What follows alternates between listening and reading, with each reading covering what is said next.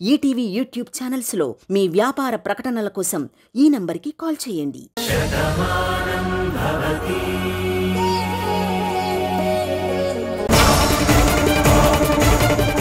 అమ్మా, పెళ్లి కుమార్తెను తీసుకురండి, గౌరీ పూజ చేయించాలి.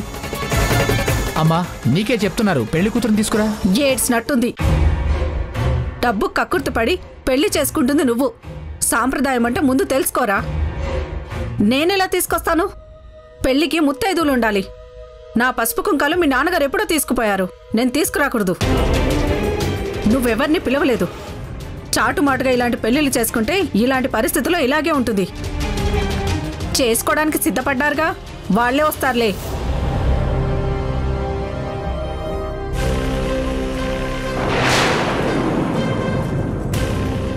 అందమైన మీ మొహాలు కనిపించకుండా ఏంటిది?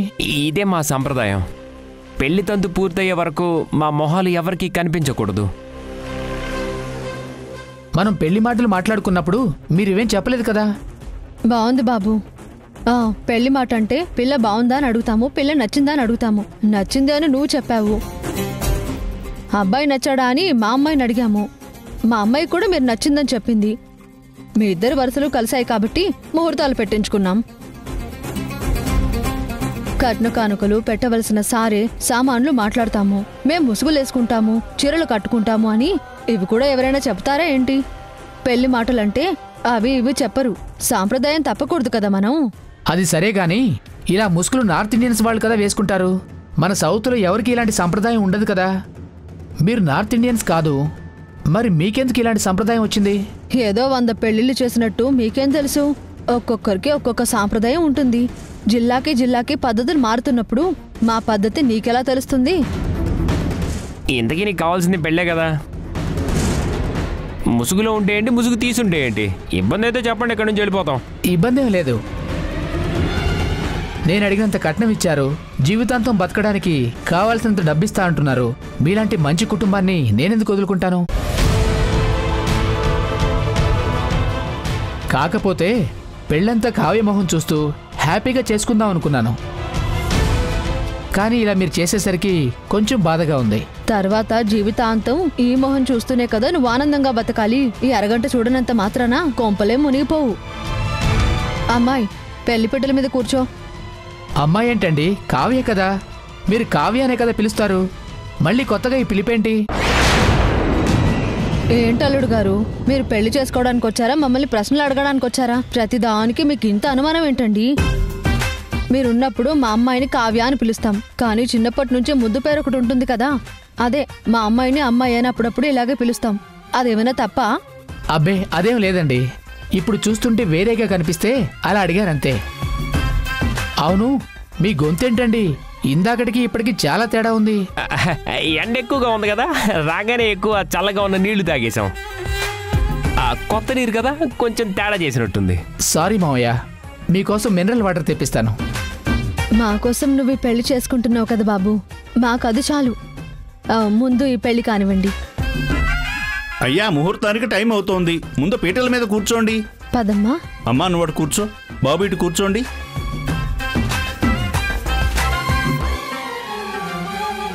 అక్షంతలు తీసుకోండి. ఓం కేశవాయ నమః, ఓం నారాయణాయ నమః, ఓం మాధవాయ నమః, ఓం కేశవాయ నమః, ఓం శ్రీధరాయ నమః, ఓం శ్రీకేశాయ నమః, పద్మనాభాయ నమః, దామోదరాయ నమః, సంకర్షణాయ నమః, వాసుదేవాయ నమః, ప్రద్యుమ్నాయ నమః, పురుషోత్తమాయ నమః, దోక్షాయ నమః, నరసింహాయ నమః, అచ్యుతాయ నమః, జనార్దనాయ నమః, ఉపేంద్రాయ నమః, హరే నమః, శ్రీకృష్ణాయ నమః, శ్రీకృష్ణ పరబ్రహ్మణే నమః.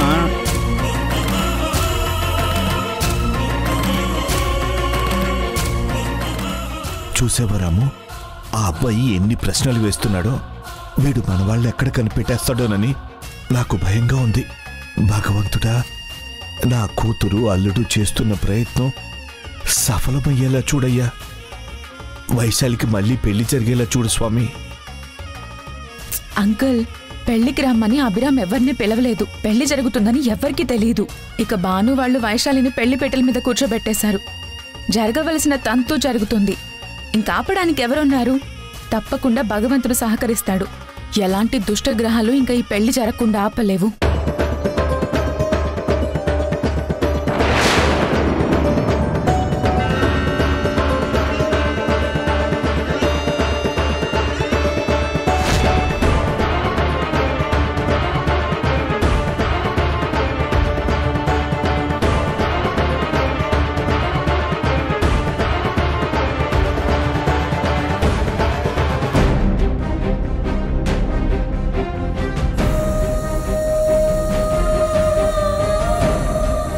నేను వాణ్ణి కడుపున అనవసరంగా కన్నాను. కొడుకు పుట్టాడని ఆయన ఎంతో మురిసిపోయారు. ఉద్ధరిస్తాడనుకున్నా, కానీ ఇలా దుర్మార్గుడ్లా తయారవుతాడనుకోలేదు. నిక్షేపం లాంటి పిల్ల దొరికింది, బంగారం లాంటి కుటుంబానికి అల్లుడయ్యాడనుకున్నాను. వీడి బుద్ధి మారిపోయింది. వ్యాపారాల్లో నష్టం వచ్చి వ్యసనాలకి బానిసయ్యాడు. డబ్బుతో రమ్మని ఆ పిల్లని పీక్కు తింటున్నాడు. వాళ్ళు ఎంతగా నచ్చ చెప్పినా వీడి బుద్ధి మారడం లేదు. చివరికి ఇంకో పెళ్లికి సిద్ధపడ్డాడు. నా కొడుకుని చెప్పుకోవడానికి నాకు సిగ్గుగా ఉంది. కనీసం ఈ సమయంలో వాళ్ళు వచ్చి ఉంటే ఈ పెళ్లి అవ్వకుండా ఆపేవాళ్ళు. నాకేం చేయాలో అర్థం కావడం లేదు. ఏవండి, నేను మిమ్మల్ని అనడం లేదండి, నా కొడుకు బుద్ధికి నేను తిట్టుకుంటున్నాను.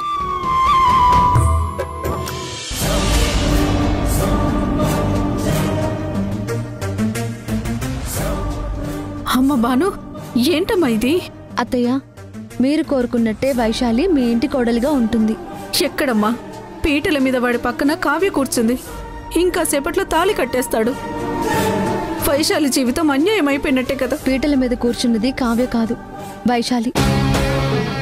తల్లిదండ్రులుగా ఉన్నది నేను, ఆయన. ఈ పెళ్లి జరిగేంత వరకు అభిరామ్కి నిజం తెలియదు. తను మరోసారి తాళి కట్టేది తన భార్య మెడలోనే. మీరేం భయపడొద్దు. మరి ఈ మండపానికి వచ్చిన వాళ్ళు ఏమయ్యారమ్మా? వాళ్ళు గదిలో హాయిగా నిద్రపోతున్నారు. పెళ్ళయ్యాక తెలివొస్తుంది. బయటకు వచ్చేసరికి అసలు నిజం తెలిసి వాళ్ళు వెళ్ళిపోతారు. వైశాలి, అభిరామ్ మీ ఇంటికొస్తారు. నా నెత్తిన పాలు పోసావమ్మా. ఈ పెళ్ళయ్యే వరకు ఆ గదిలో ఉన్న వాళ్ళు బయటికి రాకుండా ఉంటే చాలు. పదండి, వెళ్దాం.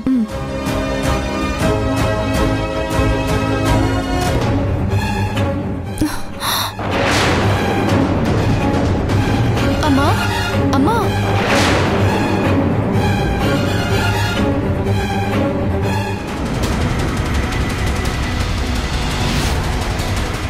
బాబు, పక్కనెవరు?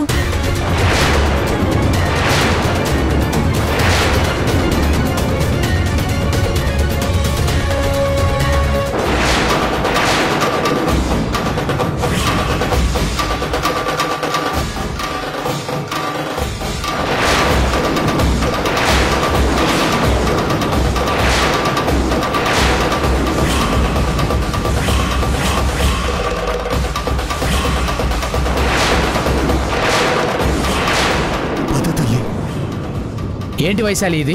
నువ్వు ఇక్కడున్నావేంటి? పిచ్చి పిచ్చి వేషాలు వేస్తున్నారా? రై, పిచ్చి పిచ్చి వేషాలు వేస్తుంది మేం కాదురా, నువ్వు. తాళి కట్టిన భార్య నీ జీవితంలో ఉండగానే ఇంకో పెళ్లికి సిద్ధపడ్డావు. డబ్బు కోసం ఇంతకి తెగించావు. భార్యాభర్తల బంధం అంటే డబ్బుతో ముడిపడేది కాదు, జీవితంతో ముడిపడేది. ముందు నువ్వు అది తెలుసుకో.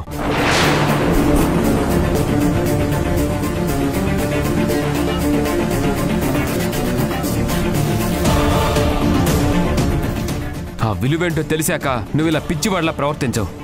నువ్వు తప్పు చేసినా మేం తప్పు చేయకూడదు కదా. చూడు అభిరామ్, ప్రతి ఒక్కరి జీవితంలో సమస్యలు వస్తూ ఉంటాయి. కానీ ఆ సమస్యల్ని తీర్చే ప్రయత్నం చేసుకోవాలి తప్ప తప్పించుకునే ప్రయత్నం చేయకూడదు. భార్య అంటే బానిస కాదు, పని మనిషి కాదు, డబ్బు తెచ్చే మిషన్ అంతకన్నా కాదు. నీకు జీవితాన్నిచ్చే ఒక వ్యక్తి, నీ ఇంటి పేరు నిలబెట్టే దేవత. నీ కుటుంబం 10 కాలాల పాటు చల్లగా ఉండాలని కోరుకునే ఒక మంచి వ్యక్తి.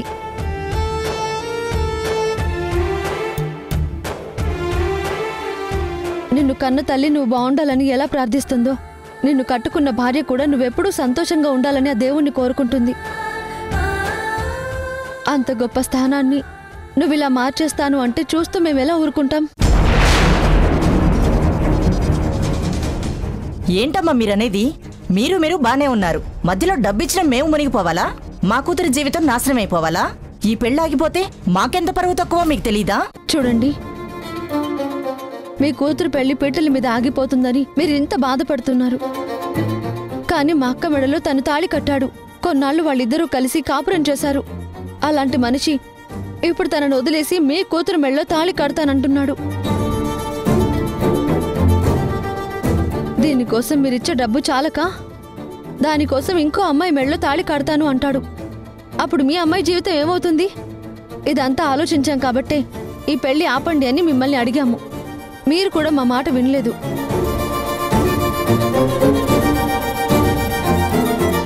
అందుకే ఇలా ఆపాల్సి వచ్చింది. ఏంటమ్మా మీరు ఆపేది? మీరు ఇలాంటి ప్రయత్నాలు చేస్తారని ఆ అబ్బాయి ముందే చెప్పాడు. అయినా మీరు ఇందుకు దిగజారిపోతారని మేము అనుకోలేదు. నా అల్లుడు డబ్బు కావాలని అడిగాడు, నేను ఇచ్చాను. ఈ పిల్ల పెళ్లికి అనుమతి ఇచ్చినట్టుగా లెటర్ ఉంది. అది చూశాక మేము ఈ పెళ్లికి ఒప్పుకున్నాం. ఇప్పుడు ఇలా మీరు దొంగతనంగా పెళ్లి ఆపితే ఊరికినే ప్రసక్తే లేదు. ఏం మాట్లాడుతున్నారండి? పెళ్ళైన మగాడికి ఇంకో పెళ్ళేంటి? చెప్తుంటే మీకు అర్థం కావడం లేదా? ఇదంతా డబ్బు కోసం అభిరామ్ ఆడుతున్న నాటకం అని మీకు ఎన్నిసార్లు చెప్పాం? అయినా మీరు వినిపించుకోలేదు కాబట్టే మేము ఈ నాటకం ఆడాల్సి వచ్చింది. ఆడపిల్లనిచ్చే ముందు వెనక ఆలోచించాలి. ఆడపిల్లకి పెళ్లి ఆలస్యం కావచ్చు, కానీ పెళ్లి చేసుకునేవాడు ఎలాంటి వాడో ముందు తెలుసుకోవాలి. మంచి మనసున్నవాడై ఉండాలి. అభి మనసు ఇలా మారుతుందని తెలిసి కూడా మీ అమ్మాయిని ఇవ్వాలని సిద్ధపడుతున్నారు. రేపు మీ అమ్మాయికి కూడా అన్యాయం జరుగుతుందేమో అని మేము ఆలోచిస్తున్నాం. ఇది మీరెందుకు అర్థం చేసుకోవట్లేదు? అయిపోయిందా మీ స్పీచ్? ఇప్పటికే చాలా ఎక్కువ మాట్లాడారు. మీరంతా ఏదో ఒక నిమిషంలో ఇలాంటి ప్రయత్నాలు చేస్తారని నాకు ముందే అనుమానం ఉంది. అందుకే నా జాగ్రత్తలో నేనున్నాను. భార్య ఉండగా రెండో పెళ్లి చేసుకోవడం తప్పని చట్టం చెప్తుంది. ఆ మాత్రం చట్టాన్ని నేను చదివాను. రేపు నా మీద కేసు పెడితే నేను ఇరుక్కోకుండా ఉండడానికి ముందుగానే అన్ని సిద్ధం చేసుకున్నాను.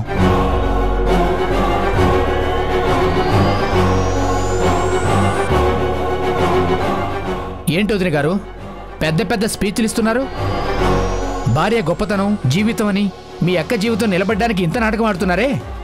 కానీ నా జీవితంలో అప్పులు తీర్చడానికి 50 లక్షల రూపాయలు ఇవ్వలేకపోయారు. అది మీ బుద్ధి. కానీ నేను కష్టాల్లో ఉన్నానంటే మా మావయ్య నాకు 1 కోటి రూపాయలు ఇస్తారన్నారు. అది వాళ్ళ మనసు. అందుకే నేను కావ్యాన్ని పెళ్లి చేసుకుంటాను అన్నాను.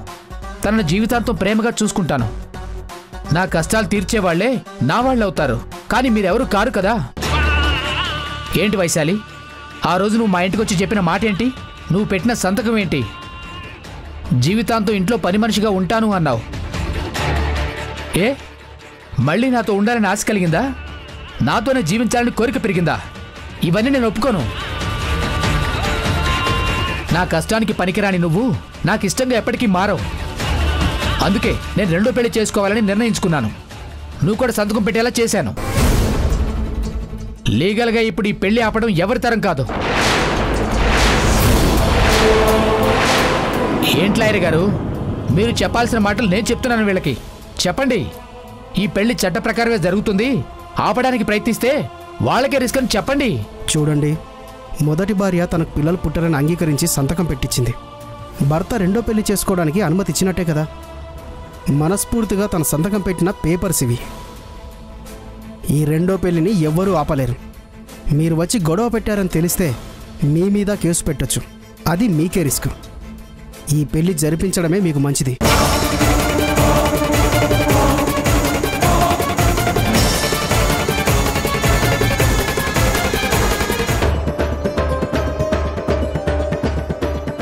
నమస్తే మేడం, మీకోసమే నేను చాలాసేపటి నుంచి ఎదురు చూస్తున్నాను. కొంచెం ట్రాఫిక్ ఎక్కువగా ఉండి లేట్ అయింది. ఇంతకీ ఫైల్ తీసుకొచ్చావా? తెచ్చాను, ఇదిగోండి మేడం.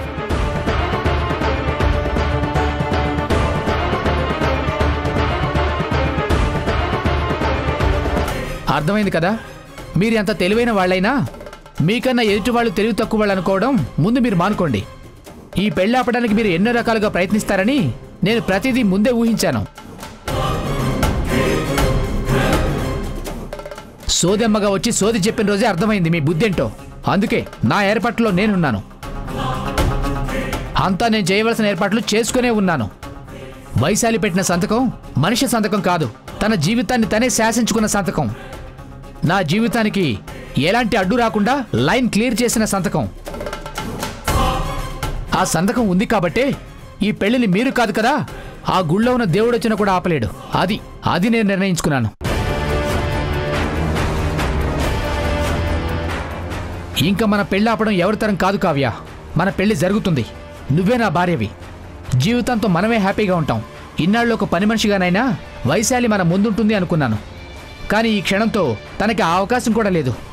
ఇంకెప్పటికీ తను మన ఇంట్లో ఉండదు. ఒరే అభి, అది కాదురా, నేను చెప్పేది వినరా. చాలమ్మా. నీకు కన్నకొడుకు జీవితం కన్నా కోడల మీదే ప్రేమ ఎక్కువ ఉందని అర్థమైంది. నేను అప్పుల్లో మునిగిపోయినా నువ్వు వైశాలి కన్నీళ్లు పెట్టకూడదని కోరుకున్నావు. చూస్తుంటే నువ్వు నన్ను కన్నావా అని అనుమానంగా ఉంది. నువ్వు ఉండాలి అనుకుంటే మాతో ఉండు. నీకు కూడా ఇష్టం లేదంటే వైశాలితో వెళ్ళిపోవచ్చు. కానీ ఈ పెళ్లి మాత్రం ఆగదు, జరిగి తీరుతుంది. చూడు కావ్య, ఏ పట్టు చీర అక్కర్లేదు, కట్టుకున్న చీర చాలు. నువ్వు పీటల మీద కూర్చో. పంతులు గారు, ముహూర్తానికి ఎంత సమయం ఉంది? ఇంకా 5 నిమిషాలు మాత్రమే ఉంది బాబు. ఇది మంచి ముహూర్తం అని మీరే చెప్పారు కదా. నిజంగా చాలా మంచి ముహూర్తం అండి. సరిగ్గా 5 నిమిషాల ముందే వీళ్ళ నిజ స్వరూపాలు బయటపడ్డాయి. నా పెళ్లి ఎవరితో జరగాలో వాళ్ళతోనే జరుగుతుంది. మావయ్య, మీరేం భయపడాల్సిన అవసరం లేదు. మీ అమ్మాయికి నాకు పెళ్లి జరిగి తీరుతుంది. చూడు బాబు, పెద్దవాడిని చెప్తున్నాను, దయచేసి నా కూతురు జీవితానికి అన్యాయం చేయకు. నీకు కావలసిన 50 లక్షలు ఏదో ఒకటి చేసి నేను తొందరలో ఇస్తాను. వైశాలిని మాత్రం బాధ పెట్టుకో. నేను తట్టుకోలేనయ్యా. నీ మనసు మార్చాలనే, మీరిద్దరూ బావుండాలనే భాను కార్తీక్ ఇదంతా చేశారు. అంతేకాని దోషిగా నిలబెట్టాలని కాదు. తండ్రిగా వేడుకుంటున్నాను, నా కూతురికి అన్యాయం చేయకు బాబు. ఆ రోజు నేను నీ కాళ్ళు కడిగి కన్యాదానం చేసే అవకాశం లేకపోయినా ఈ రోజు నీ కాళ్ళు పట్టుకుంటున్నాను. నా కూతురికి మాత్రం అన్యాయం చేయకు బాబు, ప్లీజ్ అయ్యా. ఇంకా ఆపుతారా మీ నాటకాలు?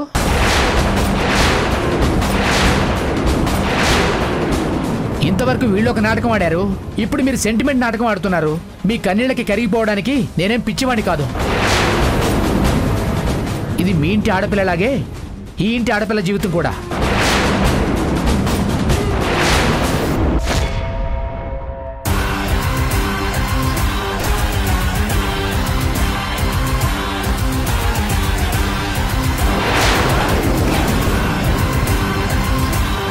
పైగా వాళ్ళు నాకు ₹1 కోటి ఇచ్చారు. డబ్బులిస్తే మీ అమ్మాయి ఉంటుందని ఎప్పుడో చెప్పాను కదా. అది వినిపించుకోకుండా నాటకాలాడి ఇదంతా మీరు చేశారు. ఇప్పుడు ఏం చేసినా కూడా నా మనసు మారదు. పంతులు గారు, పెళ్లి జరిపించండి. నా మాట విను బాబు.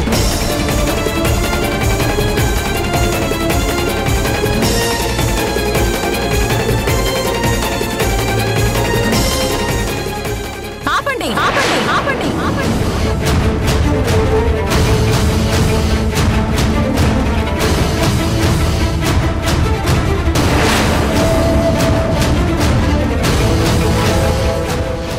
ఈ పెళ్లి జరగడానికి వీల్లేదు.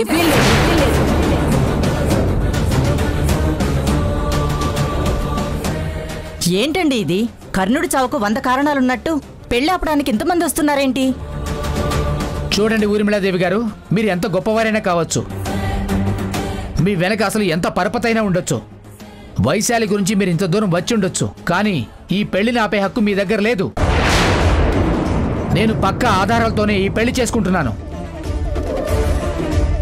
మనస్ఫూర్తిగా మొదటి భార్య అంగీకరించి సంతకం పెట్టాక సుప్రీంకోర్టు కూడా ఈ పెళ్లి ఆపలేదు. సో దయచేసి ఇక్కడ గొడవ పెట్టకుండా మీరు 4 అక్షింతలు వేసి వెళ్ళండి.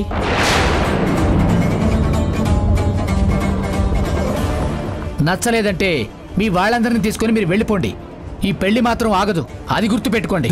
నిన్ను ఆగు కార్తీక్, ఎందుకు ఆవేశపడుతున్నావు? పెళ్లి కూతురు అన్యాయం అయిపోకూడదని చెప్పి కాపాడాలని చెప్పి మనం అనుకుంటున్నాం. కానీ పెళ్లి కూతురు కలాంటి రాత రాసుంటే మనమేం చేస్తాం చెప్పు?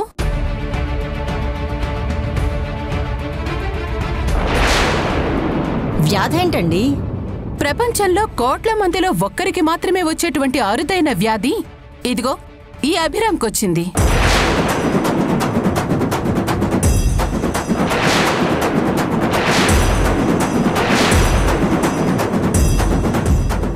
ఇది డాక్టర్ ఇచ్చినటువంటి మెడికల్ సర్టిఫికెట్. 6 నెలల్లో చనిపోయే వ్యక్తితో వైశాలి జీవితాన్ని పంచుకోవడం ఎందుకు?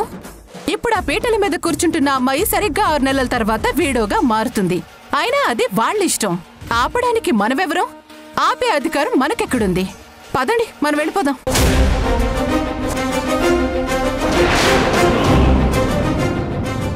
ఏంటండి మీరు చెప్పేది నిజమేనా?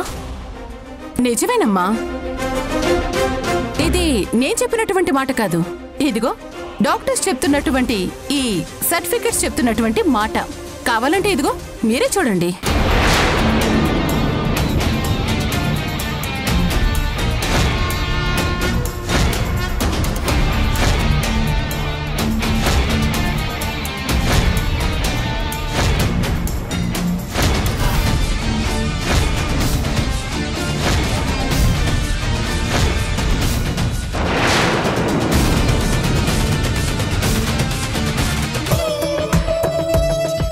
బాను,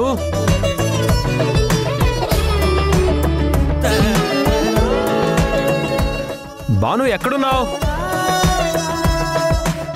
ఎక్కడికి వెళ్ళింది? Thank you.